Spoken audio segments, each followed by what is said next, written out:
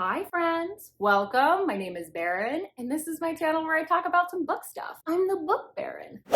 Welcome in. This is also the channel where I wear almost exclusively red lipstick and winged eyeliner. I can't quit it. I even tried to not do winged eyeliner today and I went to film and went, you know what would look better? Is if I put winged eyeliner on. It's my addiction. What we're doing today, it's my long promised DNF video, all 19 books that I could find that I DNF'd in 2023. I don't have a consistent way of tracking my DNFs. I sort of have a shelf on Goodreads. I sort of have a tag over on Storygraph. Sometimes I end up tagging the books as read instead of DNF'd because I've gotten far enough in. So I don't really have a consistent way that I track these. So I did my very, very best to scrounge up all of them based on everything that I had listed in my 2023 shelves. And I found these 19. There might be some lingering ones that I kind of forgot about though, so just fair warning. So some of these are pre-YouTube books, some of these you've already heard about, and some of these I just straight up haven't even mentioned because I DNF'd them so fast that I was like, I'm not gonna bring it up in a video. So we got a lot to talk about. Before we get started though, I did just want to let you know, kind of format-wise, what to expect. So I'm gonna talk like just a hair, a skosh, a smidge about the book. I'm gonna try and be really, really brief, not as detailed as I normally go.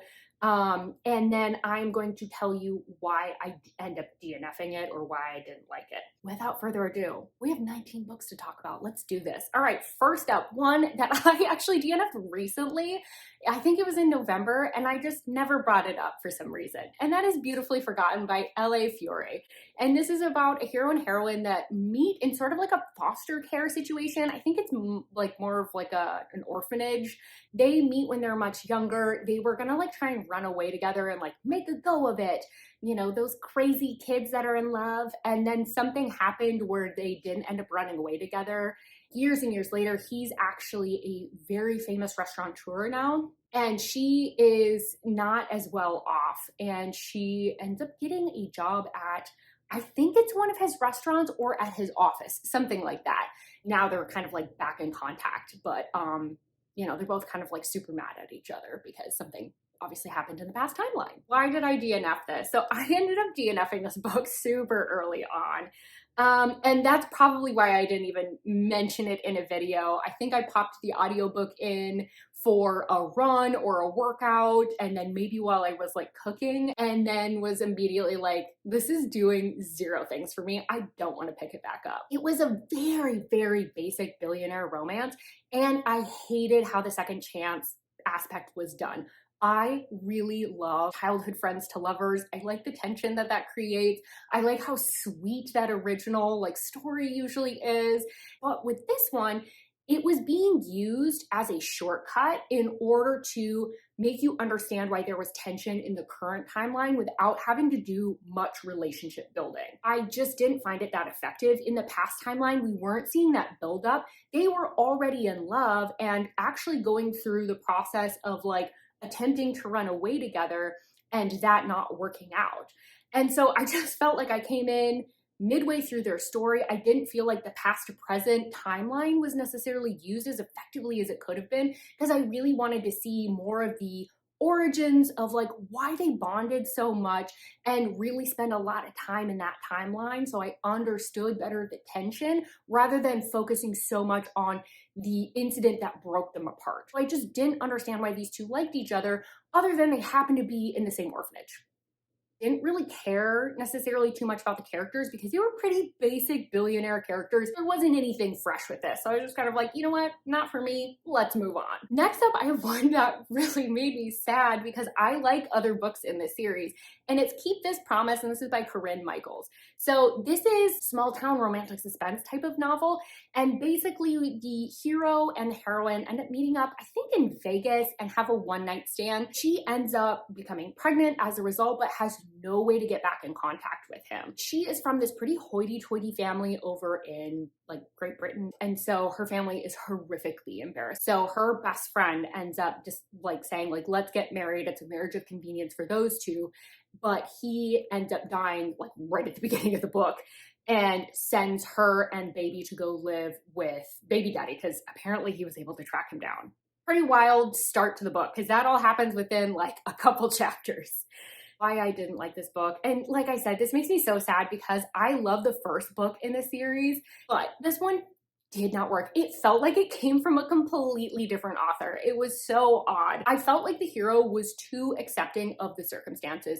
The heroine and her, or their daughter, I guess, show up on his doorstep and he immediately, no DNA test, no question. It's just like, that's my kid, absolutely, and just moves them in with him. Big transition to make and just have no resistance to it. Like he was just completely accepting for the jump. And I just didn't necessarily find that realistic. That aside, I got really frustrated too with how the heroine and the daughter were sent over.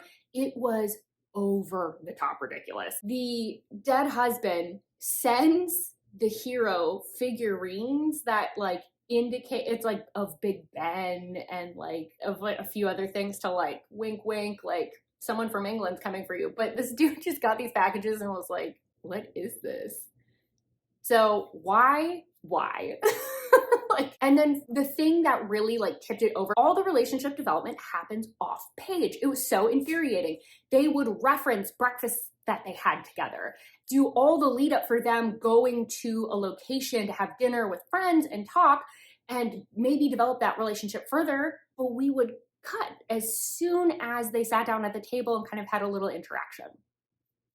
I just got frustrated and so I DNF'd. But definitely check out the first book. If you like Amnesia, that is such a fun one. The ending's a little squirrely, but the rest of it's really good. Next up is one that I talked about in a reading vlog pretty recently, so I'm going to keep it a little bit briefer, and that's Graify by Caitlin Taylor.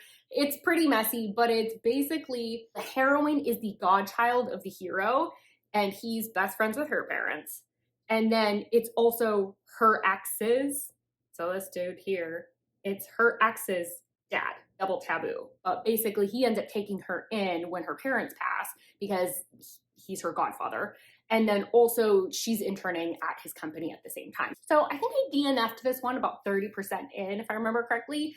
And I think the thing that was kind of happening with this is that although the topics were really emotional, I just didn't feel like I was really feeling them with any amount of depth. I wasn't really buying their emotions, even though I knew I should be feeling them. Someone has passed, but she's like Bella Swan screaming in her sleep, and I was kind of like, and I think too, they just didn't really interest me as a couple. I felt like it relied way too much on the fact that it was taboo and was using that to kind of be like, oh, they already have this pre-existing relationship and it's a little bit titillating. So I just didn't really understand why they were infatuated with each other on kind of like a personality level, because especially with age gap, you have to do the work to make me buy into that one. And when you do, oh baby, do I love it. But when it's not done well, or the time isn't taken, I should say, to explain why these two like willing to risk their reputations in the community to be together, I just don't really care. I did DNF. I might go back and try this again and just see if it was kind of like the funk I was in, because I was also in a reading slump. So we might try it again. We'll see. All right, next up I have Liar by Fiona Cole, and this is about a 20-something, ma'am. This is about a 20-something college student that is in love kind of with this older mystery man. They basically had this hookup at a spicy club at one point. She's so obsessed, like so enchanted with that night. The rest of her life is just feeling a little dull in comparison. And she ends up finding out that this guy knows her family. It's either a parent's friend or her uncle's friend or something like that. So one time she goes to have dinner with her family and he's just sitting at the dinner table and she's like, what's this? And then she ends up interning for his company. It's like age gap, spicy club, kind of a vibe. Why I ended up DNFing this book. This is actually the book where I finally realized that I'm like, oh, I just don't really care about spicy clubs all that much. I just didn't feel like this book was offering anything new. I think if you're looking for like a hot little number, this will be fine. But for me, it just felt like it kind of skipped a lot of relationship development. It was kind of relying on the fact that we have that past timeline. Remember, she's infatuated with him already, so there wasn't a lot of building in the current timeline. And it used a lot of that like sexy taboo nature to kind of like explain away like why they like each other. Oh my god, the sun is like peeking between two clouds right now and blinding my eyeball. But anyway, next up is one that I definitely am going to revisit, and this is Lazarus by Marlo Lockard. So this one is about a supervillain that runs into or starts taking interest in a cop that is like the liaison between the police force and the superheroes to kind of like coordinate their efforts. The supervillain becomes infatuated with her and is like, this city is so corrupt. You can't be on their side, and starts getting in her business to make her see how corrupt this city is. I DNF'd this one early on, and this is a case I'm convinced of right book, wrong time. I really tried to force this one because it was on my TBR. And at the time, I distinctly remember I wanted a vampire book so bad because we were kind of getting into like spooky season around that time. I know that I'm clearly interested in it. It's just a matter of like coming back to it when I'm in the mood. And that's gonna have to be a very specific mood because I don't often read superhero books. Although the one by Mariana Zapata is pretty good. Next up, I have one that I've definitely talked to y'all about, and that is Wicked Little Sins by A.R. Breck. So this is basically about a creepy, spooky town that's up on the north shore of Minnesota, kind of up past Duluth. And this gal ends up getting moved there because her mom is dating a new guy that lives in that area. He has a son that's an absolute menace and ends up bullying her. So it's like step sibling, bully romance, kind of like run of the mill, but then also add in some like witchy paranormal elements as well. I hated the writing in this one. Everything emotionally was always at 100. Like it was all up here. And so there's no variation to kind of compare it to. And so it just felt not only over the top, but also like too intense for what the circumstances were. Both the hero and heroine were completely insufferable as a result because they're just constantly mad, they're a rebel without a cause, they're smoking, they're just doing whatever to go against whatever they're being told just because they want to. And that's not compelling, it's super annoying, and I'd rather know who my characters are besides the fact that they wear some combat boots and have sad feelings. I think that's a reasonable request. For those reasons, I DNF'd. Next up, we have another one that I talked about in a vlog, and this one I went on a full rant about, and it's Control Me by Michelle Hurd. So this is about a mafia princess that ends up kind of getting thrown into a mafia school. She has no skills. She wasn't planning to go here. Her dad is just kind of like, here, go do that. A teacher at the mafia school gets really fed up with her because she's just not taking anything seriously. So he starts kind of bullying her and picking on her to get her to take it seriously. And then they end up falling for each other. Okay, this one. I'm going to try and keep this brief and oh so calm because this one really just rubbed me the wrong way. The thing that annoyed me the most is these characters had no consistency to them. The characters' personalities only served the plot and what the author wanted to do and weren't consistent with who they were supposed to be. So like the hero's mother, when he is telling her that he's maybe falling for someone, student at the school, which is not appropriate, and then also someone from a rival group, she has no qualms, no problems. I'm sorry, but if you're in a mafia group, I'm going to hazard a guess that that identity or that group takes priority over anything else. They're not going to be like, well, love is love. I mean, it is, but that's not the character that should be saying that. That's not right. But the one that bugged me the most was the hero. So the hero is supposed to be this big, strong, broody mafia guy, but he would just randomly be like super soft. Now, super, super clear, men have feelings. I'm not feeding into toxic masculinity at all. However, this is who we've set the character to be. Is this person that's not going to be very sensitive. So when he's calling up his bestie to tell them about how he's falling in love with this girl, that's a little weird. The one that really annoyed me was he tells her that they're going to like bone down one time and get it out of their system basically, but during he calls her Malishka, which is a term of endearment. So like we're not being consistent at all. That's one of the things that I hate the most is when there's inconsistencies with characters and we use them just to take action that further whatever plot line we want to have. Part of what makes good tension is keeping that character consistent and the resistance and the not wanting to give in, and that's what makes books juicy, and we were just blowing past all of that, and it made me so annoyed.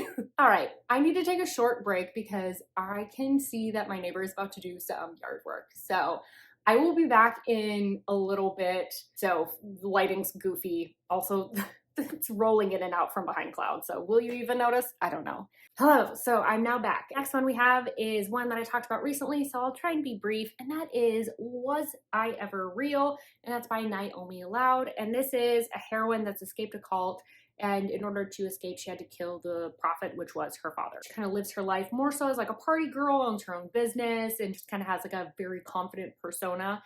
Her past ends up catching up with her. Someone finds her and starts making threats against her, so she ends up aligning herself with I don't know if I'd call him a friend. They run in the same circle and they have a little bit of an antagonistic relationship, but she aligns herself with this crime boss basically in order to protect herself. With this one, I actually got about 50% in because I really liked the premise. I thought it was fun. It offered some forced proximity. There was lots of good tension with it. I just felt like I couldn't sink into the book and just enjoy it because the chapters and scenes were so incredibly short. I think I calculated it at one point, and the chapters average about 5 pages. Like it's very like a James Patterson style approach to writing where it's just like very short scenes. And even within those chapters, sometimes the scenes were even shorter than that. So it's just a lot of times I felt like I didn't know where I was or why something was happening. And so felt like I was kind of like missing some kind of like logic to the world. Not to say that anything was super nonsensical, but there wasn't a why behind some of the actions other than what the author was trying to do. So like, for example, the hero and heroine end up running into each other in the heroine's garage of her like apartment complex. The hero has gone there for some reason. Those two end up fighting, but don't really end up having a conversation. Nothing really like comes around of their interaction. And it only served so that the hero could see that she was having a stalker come after her and have a run-in with that person. It was stuff like that where it was clear that it was driving the plot forward, but it didn't necessarily make a lot of sense as to why that was happening. So for those reasons, I decided to DNF. I think this is just one of those that like I just didn't connect with the writing. I think it could work for a lot of people because it does move very quickly. Next up, I have Love Me Today, and this is by A.L. Jackson. So this is a small town romance. It's a single parent nanny style romance, and it's like rural small town. So the heroine moved back into town. She ends up getting a job teaching as a writing instructor for a young girl, but on her way to her first day, because she's kind of like messy and a little bit scatterbrained, she ends up backing into who ends up being her new boss. And that sets them off on the wrong foot because he's very uptight, likes things in order, and she's kind of like chaos, opposites attract. So with this one, I made it really far in. I got 70% in. And I was just so bored. I was so bored. It felt like the same things kept happening over and over again. And it was like the daughter would have an interaction either with the hero or heroine. The hero and heroine would kind of look at each other and be like, oh, so sweet. And that was kind of the extent of building the hero and heroine's connection. It was all done through this little girl. And so it just didn't feel like they had any other reason to be together. And I think that's great to use that as like an element, but if that little girl didn't exist, I don't think these two would be together. And it just made everything feel super one note because it was all these like gooey, saccharine moments, and there's nothing to kind of break it up in between. Now, I realize that leaving off of the 70% mark, I was probably leaving off right when things kicked off, but I simply didn't care. I felt like I had kind of gotten to the HEA at that point. Like I was just bored. I was done. There was no tension. There was nothing in it for me. I didn't care about the characters. And so I was like, you know what? We're done with this one, and I DNF'd it. Next up is one that I honestly forgot that I even read, and I couldn't tell you a single thing about it. It's Fated Blades by Alona Andrews. I couldn't tell you why I picked this up. I have no clue what this is about. I'm assuming it's a sci-fi-ish type book of some kind, but I think I ended up DNFing this because it's part of a bigger world, and I think I was like missing some context, like maybe I had to read this in order or something, so I DNF'd it because of that. So, but yeah, I honestly don't remember anything about the book. Next up, we have one that was in a reading vlog when I first started. So if you haven't seen it, I'll link it in the cards. Haunting Adeline by H.D. Carlton. This is about a gal that's inherited a very spooky house, and she is an author, and the hero, ends up seeing her at a book signing, becoming infatuated with her and stalking her and just causing kind of like havoc as she's renovating this house. I DNF'd this. I was taking forever to read this book. I didn't really love it when I was picking it up. I liked the heroine a little bit because she kind of was just like a no fucks given type of gal, but I had a hard time with the hero. I read a lot of dark romance, so we know I can handle morally gray, I can handle pitch black. But what I don't like is inconsistency with characters. And so for him, I was really just getting kind of annoyed because he's sort of like this savior of these people from like human trafficking. And yet he is harassing and doing things to the heroine that he's trying to save these other women from. And so it just felt so contradictory to me. And then the non-con scenes, there was some of them were okay. Other ones I really didn't like. Mostly because the heroine was in so much distress. Usually I want there to be some sort of inkling that like maybe they're a little bit into it or questioning. The other thing is this technically takes place in the Seattle area, and all the references that happened like regarding Seattle didn't make sense to me. The hero like goes to a burger place like somewhere downtown, and it's a location that like you wouldn't go to grab a casual burger. It was just it was odd. That's super a personal thing. No one else will be bothered by that, but like for me, I was like, no one would go to 3rd Ave for a burger. It's where the bus lines are. Okay, and I double checked with my husband about this because I was like, maybe this is me just being super picky. And when I asked him, would you drive down in the evening to get a casual burger off of 3rd Ave? His face was horrified. So this isn't just a me issue. Could you do it? Sure. Would you do it as a local? I'm going to say no. So, you know, it's stuff like that. But anyways, moving along. All right, next up I have One Look by Lena Hendricks, and this is about an ex-NFL player. So I think he has an injury, he's a single dad, and he ends up becoming a coach and kind of like being back in the area of his small town. He runs into our heroine at a funeral for a local person. She is like hired as a professional crier by, I think it's his mom, but he didn't know that. He ends up picking up that like she shouldn't be there, like he doesn't recognize her, like this is all kind of weird. And so he ends up kind of confronting her, so they end up on the wrong foot.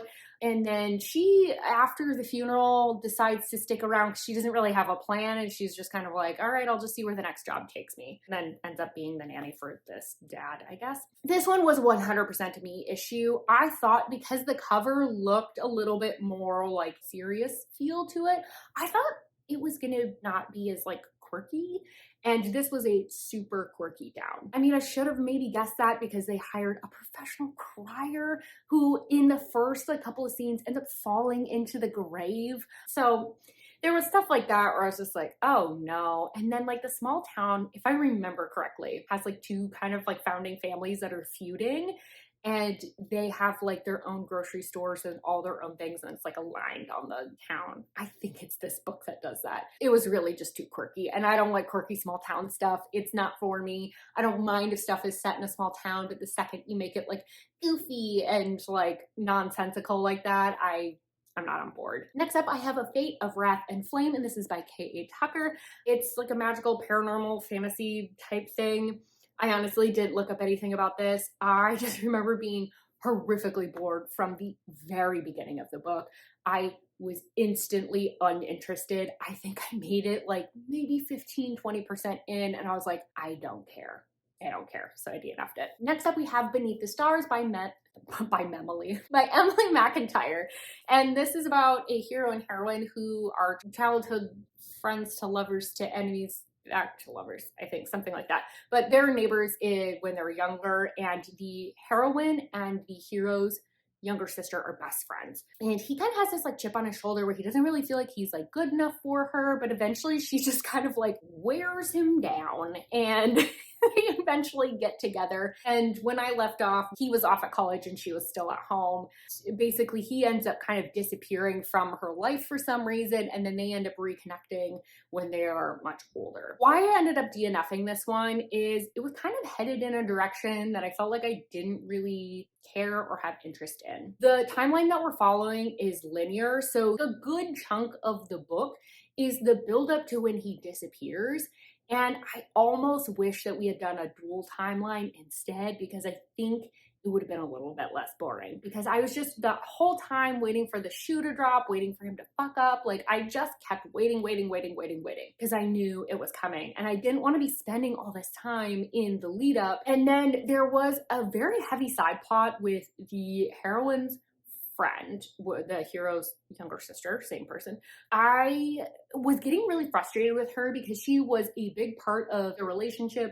Just really quick, this next section might be a little bit spoilery, so if you do want to read this book, maybe skip ahead like 30 seconds. And she was, I am assuming, having a drug problem. I just didn't really care about her as a character. I didn't have a reason to, other than her relationship to the hero and heroine. So she was kind of like getting nasty with the heroine and the hero. And I was just kind of like, how much you want to bet the reason he disappeared is because his younger sister told him to stop dating her. That's kind of the sense I was getting, or at least it must have had something to do with her, even if she wasn't like the full cause. I was like, there's something with this sister that is causing this. And I was just like, I'm just 1000% not interested in that. I don't care. Next up is Bait by Jade West. And this is about a heroine that I think basically wants to have like a non-con situation, and she goes online looking for one. And I think the hero is a single dad, and then maybe his baby mama died, or I don't know if that was his wife. That's kind of the very, very basic setup. So I ended up DNFing this one pretty early on because the emotions of the characters felt like really intense and disproportionate to the situation. So it just kind of resulted in it feeling a little bit corny. She's very overdramatic about the fact that she wants to have this like non-con situation, and kind of feels like she's making it more than it is, and kind of putting herself in some like silly or not great circumstances. And I just was not connecting with her. I just felt like I didn't really get where she was coming from at all. So I might try and give this one a go again, because maybe it was the reading mood I'm in. So that's Bait by Jade West. Next up is one that actually really made me mad. So this is Backstage Pass by Olivia Cunning. So the heroine is a psychologist, and she ends up running into a band, and the band's lead singer kind of takes an interest in her. She basically bangs the music back into him, and then she goes on tour with them, and I think studies human sexuality, something like that. This has almost no plot. The plot was so corny. It escalated way too quickly. They basically see each other. She bangs the music back into him. He writes music literally on her back during. Yeah. By 25% in, we were already to a point where we were involving other people in our spicy times. So it was just like moving at this pace where I was like, holy crap, who even are these people? Can we slow down for 1 second? The spice was a little cringy for me. It was a lot about logistics and not like sensation and feeling. And so they didn't feel very sexy. They felt very much like blocking for a spicy scene. So that's all fine. It was just like, that kind of stuff just wasn't really to my taste. And I was kind of like, I don't know if I'm jiving with this. What got me is this is an older book, and it uses the R slur. And I don't have time for that word in particular.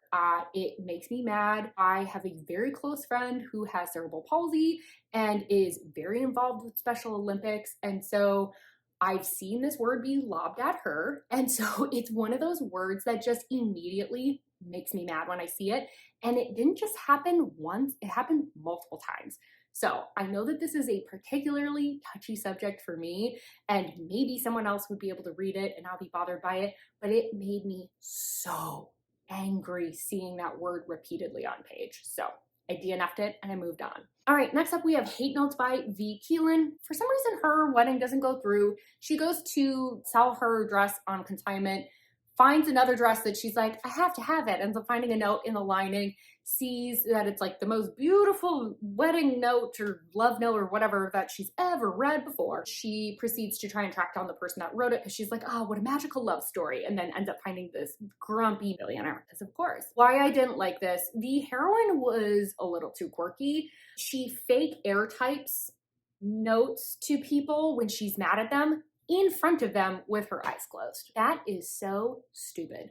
Can you imagine if someone did that in front of you? Also, I just had a hard time empathizing with her because she was making really stupid decisions. Because she ends up finding out who the hero is, she ends up touring an apartment that's way out of her price range. She's not even there to actually like see the property. And then when she gets called out for it, then she ends up like crying. And I was like, yeah, but I don't feel bad for you because like you did do that. You did waste this person's time. So also, you could kind of tell why he was a grumpy butt. So I was like, this is stupid. And I moved on. We have 2 more. We're so close to being done.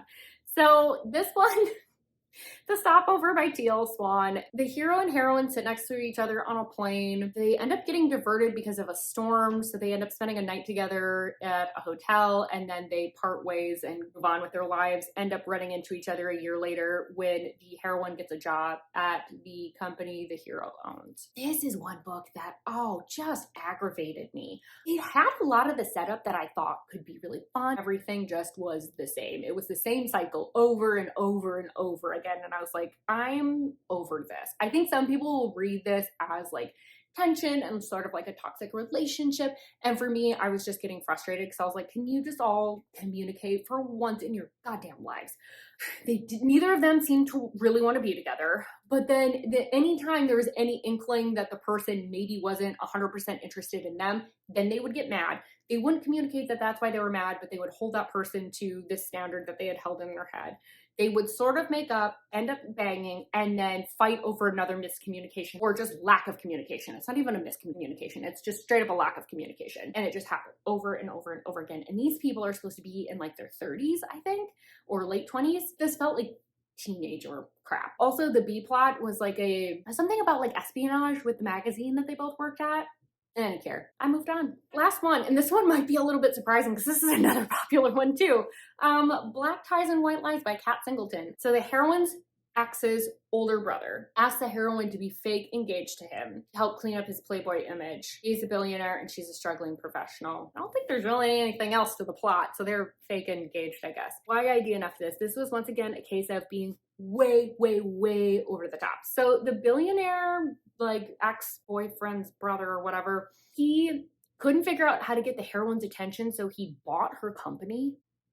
What? Look, I get that as a billionaire, you can probably throw money at a lot of problems, but I think that there was some like intervening steps that we could have taken to get her attention beyond just like attempting to maybe text her and then being like, I'll just buy her a company. That just doesn't, from a logic standpoint, make a ton of sense. Okay, moving on from that, I couldn't handle the heroine at all. She kept having horny trains of thought interrupt her thoughts.